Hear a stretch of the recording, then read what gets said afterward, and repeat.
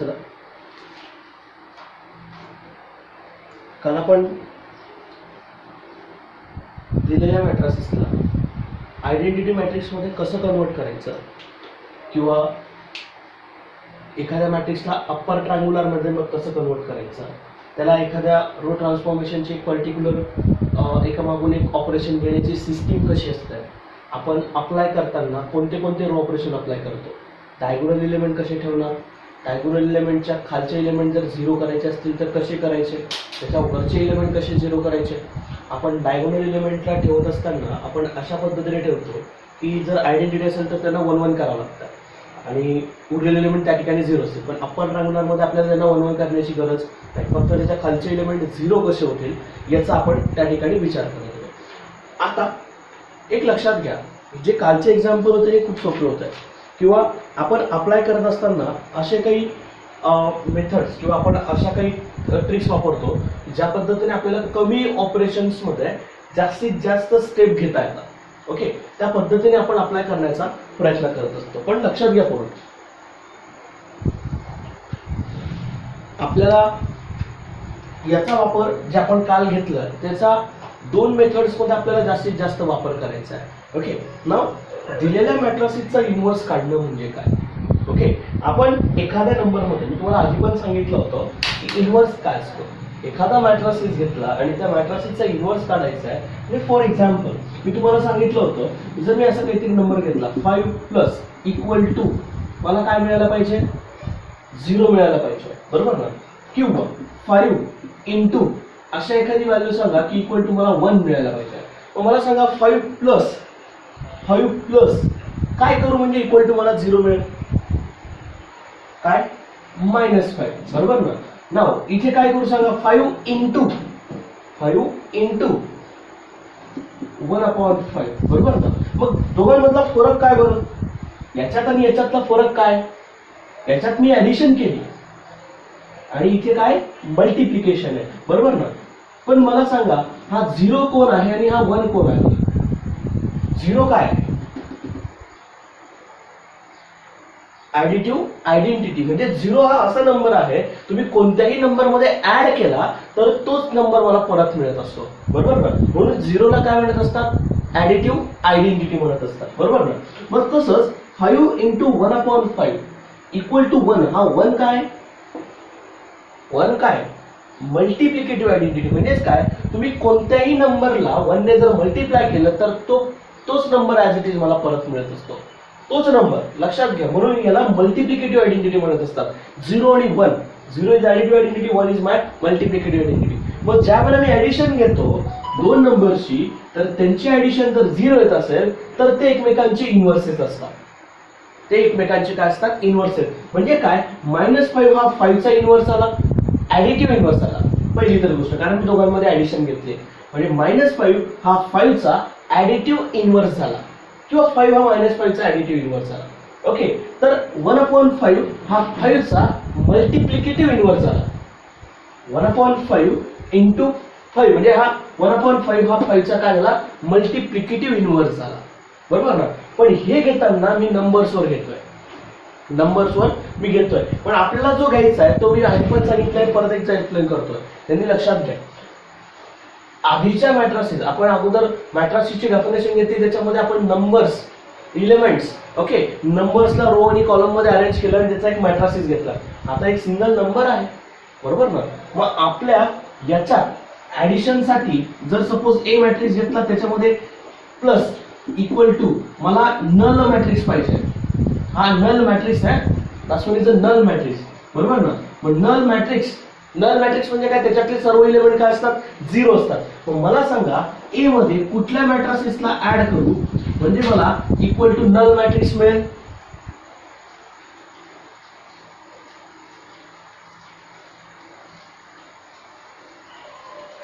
-a, simple. Addition मध्ये काही problem नाही, सरळ आपण -a जरी घेतला तरी, कारण ऍडिशन आपण कॉम्पोनंट टू कॉम्पोनंट करतो ना, त्याचा इन्व्हर्स त्या ठिकाणी ऍडिटिव्ह इन्व्हर्स त्या ठिकाणी घेतला म्हणजे ऑब्व्हियसली त्यांचं ऍडिशन काय आलं पाहिजे, 0. म्हणजे -a जरी घेतला तरी चालेल. पण जर मल्टिप्लिकेशन मध्ये मी घेतलं तर इक्वल टू मला काय पाहिजे, आयडेंटिटी एलिमेंट पाहिजे, आयडेंटिटी मॅट्रिक्स पाहिजे, बरोबर ना. ही जर आता ऍडिशन आणि मल्टिप्लिकेशनचा जसा आपण इथे विचार करतो, 0 ही ऍडिटिव्ह आयडेंटिटी आहे आणि 1 ही मल्टिप्लिकेटिव्ह आयडेंटिटी आहे, तसंच मॅट्रासिसमध्ये नल मॅट्रिक्स हा ऍडिटिव्ह आयडेंटिटी असणार आहे, नल मॅट्रिक्स. आणि आपले आयडेंटिटी मॅट्रिक्स कोणता? कॅपिटल आय, 1 डायगोनल एलिमेंट 1 1 असणं, बरोबर ना. मग इथे कुठला मॅट्रासिस येणार बरं? 1/a मॅट्रासिस येणार, बरोबर ना. मग याला लिहिताना मी 1 into a inverse equals to identity matrix. लक्षात घ्या, जर दोन मॅट्रासिसचा प्रॉडक्ट हा जर इक्वल टू आयडेंटिटी मॅट्रिक्स येत असेल तर ते दोघं एकमेकांचे मल्टिप्लिकेटिव्ह इनव्हर्सेस असतात. लक्षात घ्या, यांच्या दोघांचा प्रॉडक्ट इक्वल टू काय येतोय? आयडेंटिटी मॅट्रिक्स, बरोबर ना. म्हणून हा ए इनवर्स ह्या ए चा मल्टिप्लिकेटिव्ह इनवर्स झाला, किंवा हा ए हा या इनवर्स आहे, एकमेकांचे असतात, वाईस वर्सा. ओके, एकमेकांचे ते इनवर्सेस असतात. जर मी ह्या दोन मॅट्रासिसचा प्रॉडक्ट घेतला तर इक्वल टू आयडेंटिटी येत असेल तर ए हा बी चा काय झाला? इनवर्स झाला. बी हा ए चा काय झाला? इनवर्स झाला, बरोबर ना. ते एकमेकांचे काय असणार आहेत? इनवर्स, कारण त्यांच्या दोघांचा प्रॉडक्ट इक्वल टू काय येतोय? आयडेंटिटी मॅट्रिक्स येतात. म्हणून या दोघांना एकमेकांना त्यांचा काय म्हणता येईल? इनवर्स म्हणता येईल. लक्षात घ्या, म्हणून इनवर्स काय आहे हे सगळ्यांनी समजून घेतलं मस्ट आहे. लक्षात असू द्या की इनवर्स हा जो इनवर्स असतो हा एवढा पार्ट आपल्याला काढण्यासाठी आपल्याकडे काही मेथड्स आहेत. ओके, त्याच्यातली जी पहिली मेथड आहे ती पहिली मेथड म्हणजे काय? Just using row transformation find the inverse of matrix. त्याच्या आधी लक्षात असू द्या की आपल्याला काही पर्टिक्युलर मी जे नोट्स दिले आहेत त्या नोट्समध्ये काही डेफिनेशन दिलेले आहेत. ए इंटू, किंवा आपण असं पण घेतलं तरी चालेल, B into A, B into A equal to, किंवा A into B equal to identity matrix येत असेल तर ए आणि बी एकमेकांचे काय असतात? इनव्हर्सेस असतात. मी आधी पण त्याच्यामध्ये दिले आहे. Let A be a square matrix. Okay, A हा काय असणार आहे? स्क्वेअर मॅट्रिक्स असणार आहे. Then if there exist a matrix B for some same order such that A into B equal to B into A equal to identity matrix. Okay, then the B matrix is called the inverse of A. A चा तो काय असेल? Inverse असेल. Okay, आणि त्याला denote केलं जातं ह्या फॉर्मने, ए इनवर्स असं त्याला काय केलं जातं? डिनोट केलं जातं. आपल्या नोट्समध्ये ऑलरेडी आपण लिहिलं आहे. ओके, हा आयडेंटिटी मॅट्रिक्स जी ए ची ऑर्डर असेल तीच आयडेंटिटी मॅट्रिक्सची ऑर्डर. जर ए हा 2x2 चा असेल तर आयडेंटिटी मॅट्रिक्स सुद्धा 2x2 चा असेल. जर ए हा 3x3 चा असेल तर आयडेंटिटी मॅट्रिक्स सुद्धा 3x3 चा असेल. ओके, नाव मग याच्यात लक्षात असू द्या की आयडेंटिटी मॅट्रिक्स काढत असताना आपल्याला या इनवर्स काढत असताना ह्या पूर्ण डिटेलिंगचा पार्ट माहिती असायला पाहिजे. आपण घेताना 2x2 घ्यायचं आणि नंतर आपण सॉल्व्ह करताना त्याला वेगळ्या पद्धतीने करायचं, असं करता येणार नाही. ओके, त्याच्यामध्ये काही मी नोट्स घेतल्या.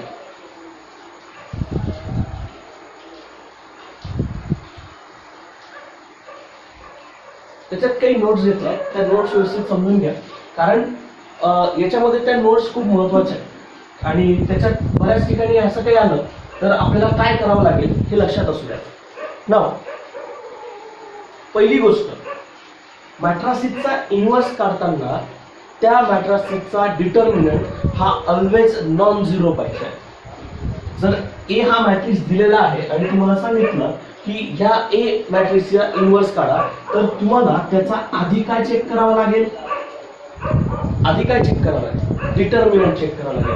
आणि डिटर्मिनंट जर नॉन झिरो आला, डिटर्मिनंट जर नॉन झिरो आला तरच ह्या ए चा इनवर्स निघतो, नाहीतर अदरवाईज इनवर्स निघत नाही. मी परत एकदा सांगतो काय, जर डिटर्मिनंट नॉन झिरो आला तरच त्या मॅट्रासिसचा इनवर्स निघेल, नाहीतर इनवर्स निघणार नाही. तुम्ही तिथून पुढे काही करण्याची गरज नाही. एकदा जर डिटर्मिनंट झिरो आला, डिटर्मिनंट झिरो आला, जर डिटर्मिनंट झिरो आला तर त्याला काय म्हणतो आपण? Non singular matrix. त्याला काय म्हणतो आपण? Non singular matrix. आणि याला काय म्हणतो आपण? सिंग्युलर. आणि याच्यामुळेच ऍक्च्युली लक्षात घ्या, आता ए चा डिटर्मिनंट नॉन झिरो आला, बरोबर ना, तो इक्वल टू झिरो येत नाही आणि त्याला आपण नॉन सिंग्युलर म्हटलं आणि त्याचा इनवर्स काढता येतोय म्हणून त्याला इन्व्हर्टिबल मॅट्रिक्स म्हणतात. म्हणून त्याला काय म्हणतात? इन्व्हर्टिबल मॅट्रिक्स म्हणतात. ह्या एला इन्व्हर्टिबल मॅट्रिक्स का म्हणतात? कारण त्याचा इन्व्हर्स काढता येतोय. ओके, त्याचा इन्व्हर्स काढता येतो. ज्या मॅट्रिक्सचा इन्व्हर्स काढता येतो त्या मॅट्रिक्सला इन्व्हर्टिबल मॅट्रिक्स म्हणतात. ओके, आणि ज्या मॅट्रिक्सचा इन्व्हर्स काढता येत नाही त्याच सिंपल वन, त्यांचा डिटर्मिनंट काय असेल? ऑब्व्हियसली 0 असेल. त्यांचा डिटर्मिनंट काय असेल? ऑब्व्हियसली 0 असेल. लक्षात घ्या की आपण एक्झॅक्टली यांच्यात काय करावं लागेल किंवा जी प्रोसेस आहे, जी मेथड आहे, ती मेथड अप्लाय करत असताना यांचा वापर करणं गरजेचं आहे. पहिली स्टेप आपली हीच राहणार आहे. कोणत्याही कोणत्या तिघही मेथड अप्लाय केल्या, तिघही मेथडमध्ये मला हेच लागणार. त्याच्याशिवाय आपल्याला आणि पटापट आपल्याला इन्व्हर्स डिटर्मिनंट काढता आले पाहिजे, एकदम पटापट काढता आले पाहिजे. त्याच्याशिवाय आपल्याला पुढे जाता पण येणार नाही. लक्षात असू द्या. ओके, मग इन्व्हर्टिबल मॅट्रिक्स आला की त्यानंतर आपण पुढे त्याचा इन्व्हर्स काढणार. ओके, नाव आणि कुठल्याही मॅट्रिक्सचा inverse of inverse itself matrix येतो. जर ए इन्व्हर्सचा इन्व्हर्स काढला तर इक्वल टू ए मॅट्रिक्स येतो. लक्षात घ्या, मी हा ए मॅट्रिक्सचा इन्व्हर्स काढला आणि त्या इन्व्हर्सचा परत इन्व्हर्स काढला तर मला तोच जो आधीचा मॅट्रिक्स होता तोच मला परत मिळत असतो. ही प्रॉपर्टी आहे. ओके, नाव लक्षात असू द्या. जर अजून एक महत्वाची गोष्ट व्हेरीफाय करायला विचारतात. हे काही लॉज आहेत, जस्ट रिव्हर्सिबल लॉ त्यांना म्हणतात. तो लॉ आहे आपल्या नोट्स थर्ड नोटमध्ये आपण लिहिलाय. नाव जर determinant of A into B does not equals to 0, म्हणजे दोन मॅट्रिक्सचा प्रॉडक्ट हा नॉन झिरो असेल, म्हणजेच काय, दोघेही नॉन झिरो असतील, तर ए इंटू बीचा इन्व्हर्स, तर ए इंटू बीचा इन्व्हर्स, दोघांच्या प्रॉडक्टचा इन्व्हर्स तो असाही काढता येतो. आधी बीचा इन्व्हर्स निघतो आणि मग एचा इन्व्हर्स निघतो, into B inverse into A inverse. लक्षात घ्या. आता ही प्रॉपर्टीला काय म्हणतात? That property is called reversible property किंवा रिव्हर्सल प्रॉपर्टी. रिव्हर्सल प्रॉपर्टी काय म्हणतात तेही सांगतो. कारण एक लक्षात घ्या, ए इंटू बीचा डिटर्मिनंट काय आला? ए इंटू बीचा डिटर्मिनंट काय आला? 0, नॉन झिरो आला, बरोबर ना? मग मला ए इंटू बीचा इन्व्हर्स काढता येईल. पहिली तर गोष्ट, जर ए इंटू बीचा इन्व्हर्स तुम्ही काढायला घेतला तर त्याच्यासाठी एक सिंपल गोष्ट अशी आहे. परीक्षेत बऱ्याच वेळेला असा पण क्वेश्चन पडू शकतो. जर ए मॅट्रिक्स दिलाय, बी मॅट्रिक्स दिलाय, त्यांनी ए बी इन्व्हर्स काढायला लावला असेल, त्यांनी काय काढायला लावलं असेल? ए बी इन्व्हर्स काढायला लावलं असेल, तर तुम्ही ए बी इन्व्हर्स काढायच्या ऐवजी बीचा इन्व्हर्स काढा, एचा इन्व्हर्स काढा, दोघांचा प्रॉडक्ट घेऊन टाका. ए बी इन्व्हर्स, आणि कधी कधी ते व्हेरीफाय पण करायला विचारतात, prove that A B inverse equal to B inverse into A inverse. Okay, हे व्हेरीफाय सुद्धा, प्रूव्ह करायला सुद्धा विचारलं जातं. म्हणून that's one is a reversal property. Reversal property का? जर तुम्ही ए इंटू बीचा इन्व्हर्स काढत असाल तर आधी बीचा इन्व्हर्स इंटू एचा इन्व्हर्स निघतो. आधी बीचा इन्व्हर्स आणि मग नंतर एचा इन्व्हर्स. ओके, लक्षात घ्या. A B inverse equals to B inverse into A inverse. हे लक्षात घ्या. That's reversal property. बरं, याच्यात कोणाला काही डाऊट आहे का?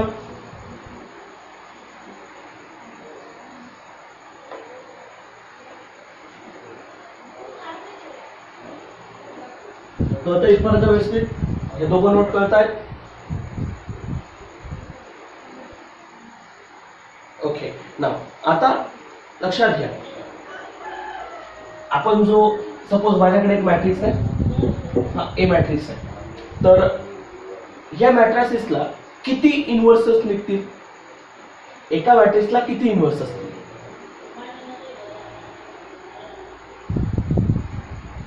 जर मी तुम्हाला सांगितलं 5 प्लस -5 इक्वल टू 0, मला सांगा बरं असे किती नंबर्स आहेत की जे 5 मध्ये ऍड केले तर मला इक्वल टू 0 मिळेल? किती नंबर्स आहेत? एवढा एकच आहे ना, एकच एलिमेंट आहे. -5 शिवाय दुसरा एलिमेंट नाही याच्यामध्ये. तुम्ही असा एखादा कोणताही नंबर ऍड करू शकत नाही की ज्याच्यामध्ये -5चा इन्व्हर्स एक्झिस्ट होणार. म्हणून लक्षात असू द्या की मॅट्रिक्सला, एका मॅट्रिक्सला एकच इन्व्हर्स एक्झिस्ट होईल, 2-3 इन्व्हर्स राहणार नाही. एका मॅट्रिक्सला एक आणि एकच इन्व्हर्स एक्झिस्ट होणार. हे लक्षात असू द्यायचं आहे. युनिक इन्व्हर्स म्हणतात त्याला. काय म्हणतात? युनिक इन्व्हर्स म्हटलं जातं. लक्षात असू द्या, युनिक इन्व्हर्स. परत एकदा सांगतोय, या आपल्या 4 नोट्स होत्या आणि या 4 नोट्समध्ये चारीच्या चारी महत्वाच्या आहेत. पहिली जी नोट होती ती म्हणजे आपल्याला डिटर्मिनंट हा नॉन झिरो पाहिजे जर इन्व्हर्स काढायचा असेल तर. दुसरी जी नोट होती ती म्हणजे काय, एचा इनवर्स, परत त्याचा इनवर्स काढला की जो स्वतः इटसेल्फ मॅट्रिक्स येईल. दुसरी जी तिसरा जो नोट घेतला त्याच्यामध्ये आपण रिव्हर्सल प्रॉपर्टी घेतोय, एबीचा inverse equal to B inverse into A inverse. आणि शेवटची नोट जी होती ती म्हणजे कोणती होती की त्या मॅट्रिक्सला एक आणि एकच इनवर्स एक्झिस्ट होणार. ओके ना, आता त्या इनवर्सला फाइंड आउट करण्याच्या methods. Okay, to find methods of inverse of a matrix, and their first method that's inverse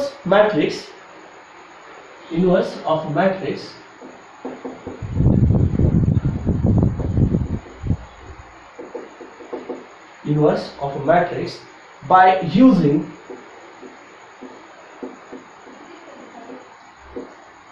row transformations. कुठली मेथड घेतोय मी पहिली, तास इनवर्स ऑफ मॅट्रिक्स.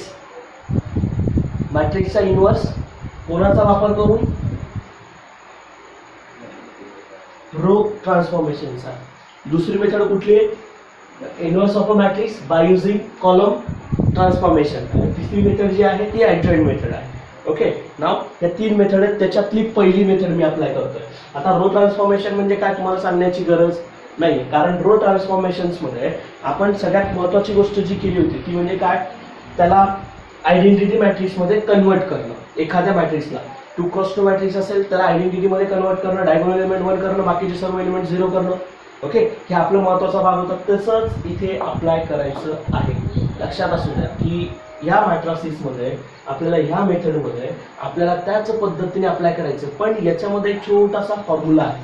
ओके, त्या फॉर्म्युल्याला फॉलो करणं मस्ट आहे, कारण आपण इथे इनवर्स काढतोय, तिथे फक्त आपण कन्वर्ट करत होतो, दिलेल्या मॅट्रिक्सला आयडेंटिटीमध्ये कन्वर्ट करत होतो. इथे काय करतोय आपण, इथे ऍक्च्युली आपण अप्लाय करतोय त्याचा इनवर्स काढण्यासाठी. ओके, त्यामुळे लक्षात असू द्या की इथे रो ट्रान्सफॉर्मेशन कशासाठी वापरतोय, इनवर्स काढायला. तिथे जे अप्लाय करत होतो ते काय करत होतो, फक्त कन्वर्ट करायला आयडेंटिटीमध्ये. म्हणून कुठे काय अप्लाय करायचं हे लक्षात घ्या. Okay, now inverse of a matrix using an elementary transformation. Okay, now त्याच्यासाठी काही स्टेप्स आहेत, मी स्टेप्स पण दिलेले आहेत नोट्समध्ये.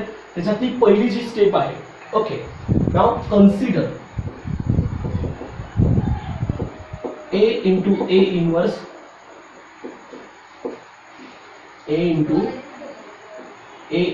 equals to identity matrix. लक्षात घ्या, माझ्याकडे एक इक्वेशन आहे. आता ऑब्विसली आपल्याला इक्वेशन दिलेलं आहे मी, A into A inverse equals to identity. याच्यात लक्षात घ्या, रो ट्रान्सफॉर्मेशन मध्ये कॉलम ट्रान्सफॉर्मेशन मध्ये काय करायचं आहे, A इनवर्स नंतर आहे, A into A inverse equals to identity. मग मला सांगा, A into A inverse equals to identity आलाय म्हणजे ऑब्विसली ए इनवर्स हा त्याचा इनवर्स आहे. ए हा ए इनवर्स ऑब्विसली एक्झिस्ट होतं इनवर्स, बरोबर ना. जर होत असेल तरच आपण इथपर्यंत पोहोचतो, नाही तर त्याच्या पुढे जात नाही, कारण इनवर्स एक्झिस्ट होत असेल तरच ह्या स्टेप फॉलो कराव्या लागतात. दिलेल्या मॅट्रिक्सचा डिटर्मिनंट नॉन झिरो आहे हे आधी आपल्याला चेक करावं लागतं, नाहीतर आपल्याला इथून पुढे कंटिन्यू करणार नाही. ओके, नाव लक्षात घ्या. आता सगळ्यात महत्त्वाच्या स्टेप मी इथे तुम्हाला सांगतोय, ही पहिली स्टेप मी अजून केली आहे. त्याच्यामध्ये नाव आपण मागच्या एक्झाम्पल्समध्ये आपण एक काम केलं होतं, एक मॅट्रिक्स दिला होता, त्या मॅट्रिक्सला आयडेंटिटीमध्ये कन्वर्ट केलं होतं. तसंच इथे हा जो ए मॅट्रिक्स दिसतोय ह्या इक्वेशनला कन्सिडर करायचा. नाव याला चेंज करायचं नाही, याला हात पण लावायचं, शेवटच्या फायनल आन्सर पर्यंत ॲज इट इज ठेवायचं. आपल्याला जे बदलायचे तो म्हणजे हा ए आणि हा आयडेंटिटी मॅट्रिक्स, हे दोन बदलतात. ओके, नाव आता मागच्या वेळेला आपण काय केलं होतं की हा जो ए मॅट्रिक्स आहे हा ए मॅट्रिक्स कन्वर्ट केला होता आयडेंटिटीमध्ये बाय युजिंग रो ट्रान्सफॉर्मेशन. तसंच इथे करायचं आहे. काय, आपण जे ऑपरेशन तिथे अप्लाय केलं होतं तेच ऑपरेशन आपल्याला इथे अप्लाय करायचे आहे. That's convert this matrix into identity matrix. A मॅट्रिक्सला कशात कन्वर्ट करायचं,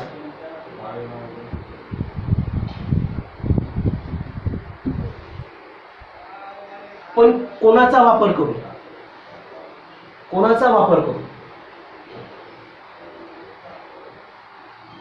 या ए ला आयडेंटिटी मध्ये कोणाचा वापर करायचा आहे, आपण मागच्या एक्झाम्पल्स मध्ये कसं केलं होतं, आयडेंटिटी मध्ये कसं कन्वर्ट केलं होतं, बाय युझिंग रो ट्रान्सफॉर्मेशन. कालचे होमवर्कचे एक्झाम्पल 2 एक्झाम्पल दिले होते, एक 2x2 चा, एक 3x3 चा. त्याच्यामध्ये रो ट्रान्सफॉर्मेशनचा वापर करून आपण ह्या ए मॅट्रिक्सला कन्वर्ट केलं आपण आयडेंटिटी मॅट्रिक्स मध्ये by using suitable row transformation. Okay, into A inverse as it is, त्याला आपण काहीच करणार नाही. ए इनवर्सला ॲज इट इज ठेवणार, शेवटच्या आन्सर पर्यंत, फायनल आन्सर पर्यंत ॲज इट इज ठेवणार. आणि लक्षात घ्या, आपल्याला बदलायचे ते 2 मॅट्रिक्स, कोण कोण, ए आणि आयडेंटिटी मॅट्रिक्स. मग आपण ए ला कन्वर्ट करायचं आहे आयडेंटिटी मॅट्रिक्स मध्ये, आणि जे ऑपरेशन आपण ए वर अप्लाय केले होते आयडेंटिटी मॅट्रिक्स मध्ये कन्वर्ट करायला, जसेच्या तसे ऑपरेशन आयडेंटिटी मॅट्रिक्स वर अप्लाय करायचे. कशावर अप्लाय करायचे, ह्या आयडेंटिटी मॅट्रिक्स वर अप्लाय करायचे. आणि ज्या वेळेला तुम्ही ह्या आयडेंटिटी मॅट्रिक्स वर अप्लाय करणार त्यावेळेला तो मॅट्रिक्स आयडेंटिटी मॅट्रिक्स राहत नाही, तो चेंज होतो, आणि तो चेंज होऊन दुसरा एक मॅट्रिक्स मला मिळतो. लक्षात घ्या, तो मॅट्रिक्स मी काय घेतला, बी घेतला. कारण जे ऑपरेशन आयडेंटिटीवर जर तुम्ही ए ला आयडेंटिटी करण्याचे ऑपरेशन तुम्ही कोणावर अप्लाय करताय, आयडेंटिटी म्हणजे इक्वल टू च्या जस्ट इक्वलंट स्टेटमेंटवर अप्लाय करताय, तर तो आयडेंटिटी मॅट्रिक्स राहणार नाही, तो ऑब्व्हियसली काय होणार, चेंज होणार. ओके, बदल झाल्यानंतर बघा, आता हा आयडेंटिटी इंटू ए इनवर्स. आता लक्षात घ्या, आयडेंटिटीने कोणत्याही मॅट्रिक्सला मल्टिप्लाय केलं की तोच मॅट्रिक्स मला परत मिळतो. जसं 0 कोणत्याही नंबरमध्ये ऍड केला की मला तोच नंबर परत मिळतो. जसं 1 ने मल्टिप्लाय केला की एखाद्या नंबरला तोच नंबर मला परत मिळतो. म्हणून आयडेंटिटी मॅट्रिक्सने जर ए इनवर्सला मल्टिप्लाय केलं तर मला परत कोण मिळतं, ए इनवर्स मला मिळेल आणि इक्वल्स टू बी मिळेल. आणि हा जो मला बी मिळालाय तोच म्हणजे माझा इनवर्स असतो. लक्षात घ्या काय सांगतोय, हा जो मला बी मिळालाय तोच म्हणजे माझा कोण,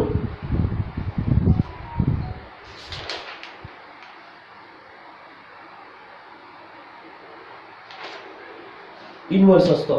काय असतो, इनवर्स. लक्षात घ्या, म्हणजेच आपण काय करतो, लक्षात घ्या, आपण कन्सिडर करतो A into A inverse equals to identity, असं काहीतरी कन्सिडर करतो. याला आपण चेंज करत नाही फायनल आन्सर पर्यंत.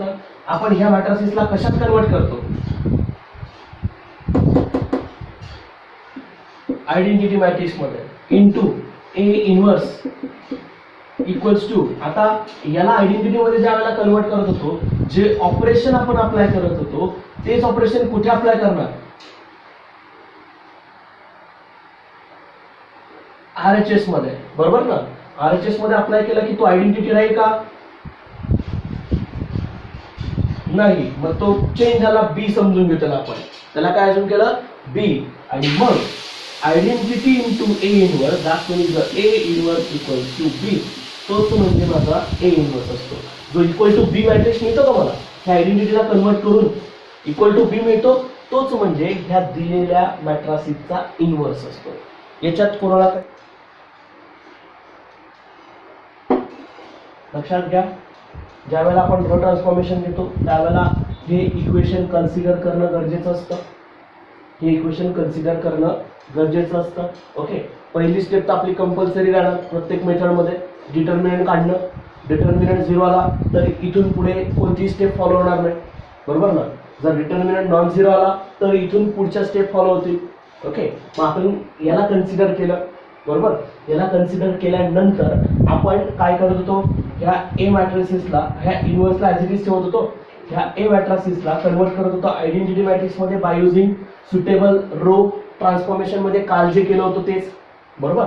आणि हा A inverse as it is या आयडेंटिटी मध्ये याला कन्वर्ट केलं की त्यानंतर आपण या मॅट्रिक्सला जे ऑपरेशन आपण ए ला आयडेंटिटी मध्ये करण्यासाठी वापरत होतो तेच ऑपरेशन कोणावर अप्लाय केले, आयडेंटिटी म्हणजे RHS साइडवर अप्लाय केले. आणि तेच ऑपरेशन अप्लाय केल्यामुळे तो आयडेंटिटी न राहता एक दुसरा कुठला तरी मॅट्रिक्स येतो. तो जो दुसरा मॅट्रिक्स आहे तोच म्हणजे माझा दिलेल्या मॅट्रिक्सचा इनवर्स, म्हणजे ह्या ए चा इनवर्स तो निघाला. तो काय निघाला, ए चा इनवर्स निघाला. समजतंय काय.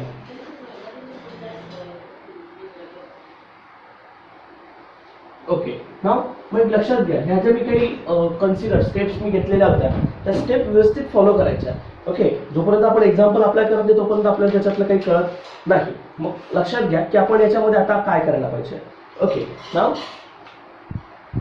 ह्या तर स्टेप झाल्यात. ओके, ज्या मी तुम्हाला सांगितल्या त्या स्टेप झाल्या.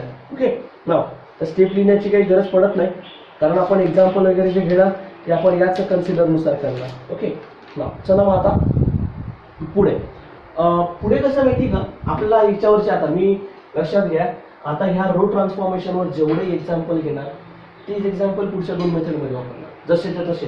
जर मी 50 एक्झाम्पल घेतले ते 50 एक्झाम्पल कॉलमवर वापरेल, 50 एक्झाम्पल ॲडजॉईंट मेथडवर वापरेल. ओके, म्हणजे आपले फक्त नुसते याच्याशी रिलेटेड एक्झाम्पल होणार, म्हणून जे एक्झाम्पल आपण याच्यासाठी वापरणार तेच पुढे कंटिन्यू ठेवायचे असणार आहे. ओके, आता आपल्याला जर सांगितलं असेल की जर इन्व्हर्स ऑफ अ मॅट्रिक्स काढायचा असेल रो ट्रान्सफॉर्मेशनने, तर 2x2 साठी कोणत्या स्टेप फॉलो करायच्या आयडेंटिटीमध्ये कन्वर्ट करण्यासाठी मी आधी तुम्हाला सांगितलंय.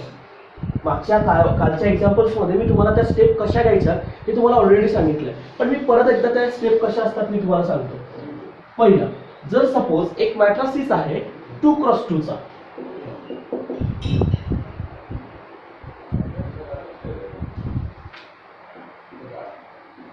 हा 2x2 चा मॅट्रिक्स आहे आणि सांगितलं असेल की ह्या मॅट्रिक्सला कशात कन्वर्ट करा, आयडेंटिटीमध्ये. मी काल ऑलरेडी सांगितलं, मी परत एकदा फक्त आपण इन्व्हर्समध्ये घेत असताना याला लिहिलेलं आहे. ओके, नोट्समध्ये मी लिहून दिलेलं आहे, कोणाला कसं आयडेंटिटीमध्ये कन्वर्ट करताना कसं अप्लाय करत जायचं हे मी परत त्या ठिकाणी सांगतोय. ओके, नाव लक्षात घ्या, जर तुम्हाला ह्या मॅट्रिक्सला आयडेंटिटीमध्ये कन्वर्ट करायचं असेल तर काय काय केलं तर सांगा बरं मला पटापट.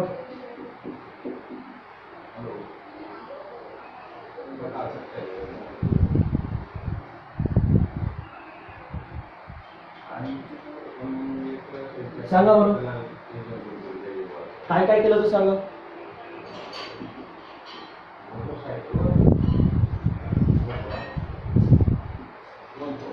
काय काय केलं होतं आपण, याला कशात कन्वर्ट करतो आपण, आयडेंटिटीमध्ये. मग आयडेंटिटीमध्ये कन्वर्ट करताना हा A11 काय करणार आधी आपण, A11 काय करणार आपण, 1 करणार.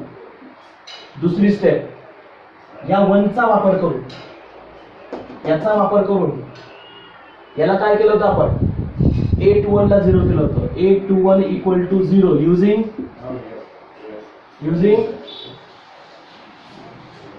A11. पुढची स्टेप काय घेतली होती आपण, A22 ला 1 केलं होतं, बरोबर ना. नंतर चौथी स्टेप काय केली होती आपण, कोणाचा वापर केला होता, A12 ला काय केलं होतं आपण, 0 केलं होतं युझिंग. झालं, एवढंच तर आहे याच्यामध्ये. आपल्याला एवढेच 2x2 ला की 4 ऑपरेशन, जास्तीत जास्त 4, त्याच्यापेक्षा पुढे जात नाही. ओके, जास्तीत जास्त 4 ऑपरेशन, 2x2 सगळ्यात सोपं होतं. ओके, तसंच जर मी 3x3 चं मॅट्रिक्स घेतलं तर सांगायचं आहे, जर A मॅट्रिक्स घेतला A11 A12 A13 A21 A22 A23 A31 A32 and A33 हा 3x3 चा मॅट्रिक्स आहे. चला मग आता मला सांगा काय करावं लागेल. पहिली स्टेप सांगा, काल आपण केलंय त्याला 1 केला आपण. ओके, दुसरी स्टेप सांगा, कोणाचा वापर करून, याचा वापर केला, कारण याला 1 केलं होतं, याचा वापर केला आणि दोघांना ऍट ए टाइम आपण 2 ऑपरेशन घेतले होते बघा एका स्टेप मध्ये. ते 2 ऑपरेशन म्हणजे काय, A21 आणि A31 ला काय केलं होतं एकाच वेळेला, 0 केलं होतं युझिंग A11, बरोबर का. नंतर पुढची स्टेप सांगा, A22 ला काय केलं होतं, 1 केलं होतं. नंतर चौथी स्टेप सांगा,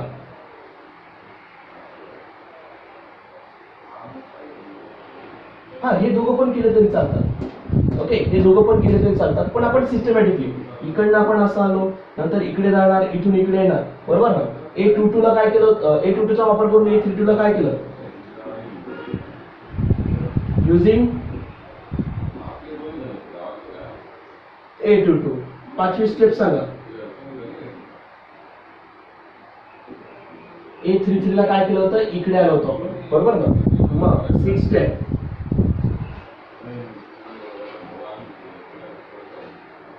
A23 आणि A13 ला काय केलं होतं, 0 केलं होतं. कोणाचा वापर केला होता,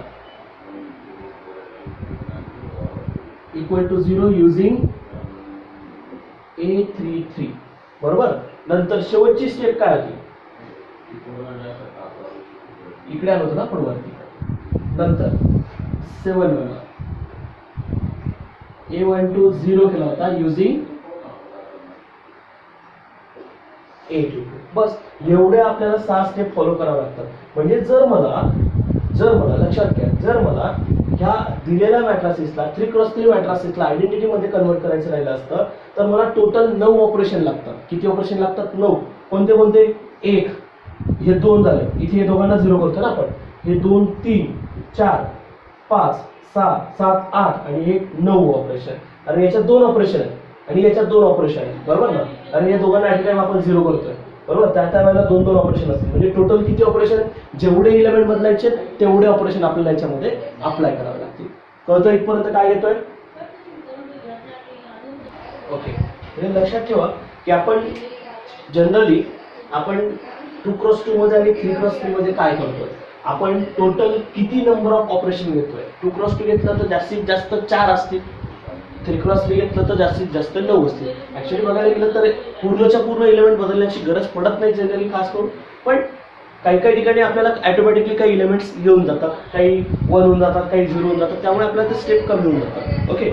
आणि त्यामुळे लक्षात असू द्या की आता पुढच्या याच्यामध्ये काय करणार आहे की एक एक्झाम्पलची लिस्ट देणार, एक्झाम्पलची लिस्ट दे, ओके. आधी आपण 2x2 ची लिस्ट घेऊ आणि मग नंतर 3x3 ची लिस्ट घेऊ.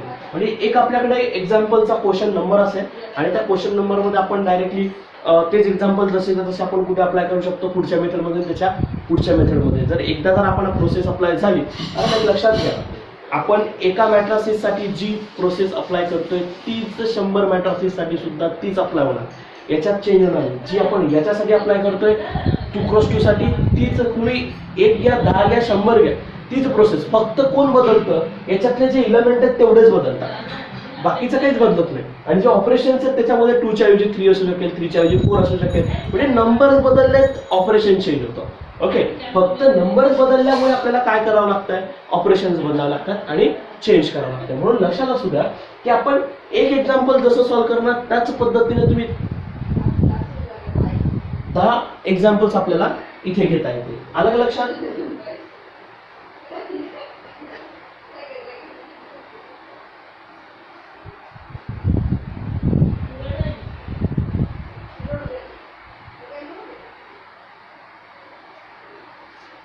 ओके. म्हणून तसंच आपण 3x3 मध्ये सुद्धा, ओके.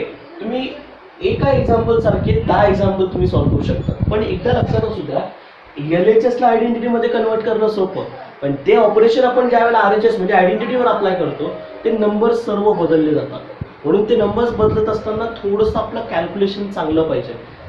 इथे तुमचे कॅल्क्युलेशन जर चांगले नसतील तर तुम्हाला याच्यामध्ये काहीच कळणार नाही. जेवढे कॅल्क्युलेशन तुमचे फास्ट तेवढं पटकन तुमचं आन्सर फायनली मिळणार. तुमचे कॅल्क्युलेशन चांगले ठेवा, तुमचे कॅल्क्युलेशन परफेक्ट ठेवा, तुम्हाला याच्यात एकदम क्विक आन्सर मिळेल, एकदम क्विक आन्सर मिळेल, ओके. जर तुमचे कॅल्क्युलेशन एकदम परफेक्ट असतील, जास्तीत जास्त डोक्यात करणारे कॅल्क्युलेशन असतील, त्याला एक साईडला रफ पेन्सिल वगैरे करून घेत जा. वाटलं एखादी पेन्सिल जवळ द्यायची, पटापट अप्लाय करून आणि त्या ठिकाणी क्लिअर करून घ्यायचं. आणि जेवढं पटकन करशाल तेवढं फायदेशीर असेल. येतंय का लक्षात काय सांगतोय, ठीक आहे. मग आपण एक काम करू, उद्या आता सेकंड क्वेश्चन स्टार्ट करू, ओके. एक्झाम्पल आपण उद्या स्टार्ट करू आणि एक्झाम्पल एकदा जर स्टार्ट झाले तर आपल्याला 2x2 3x3 असे 2 पार्ट्स मध्ये त्याला डिवाइड करू आपण. आणि त्याच्यात काही नवीन एक्झाम्पल असेल, दुसरे एक्झाम्पल असेल तर ते सुद्धा आपण नंतर सॉल्व्ह करू. पण आधी 2x2 आणि 3x3 चे इन्व्हर्सला काढण्याचे आपण एक्झाम्पल्स आधी सॉल्व्ह करू, ओके. नाव आपण बाकीचे जे एक्झाम्पल असेल म्हणजे एक्झाम्पल जे स्टार्ट करायचे ते उद्यापासून स्टार्ट करणार, ओके. चला, इथपर्यंत कोणाला काही डाऊट असेल किंवा याच्यामध्ये कसं अप्लाय करायचं, काय अप्लाय करायचं तर विचारू शकता पटकन.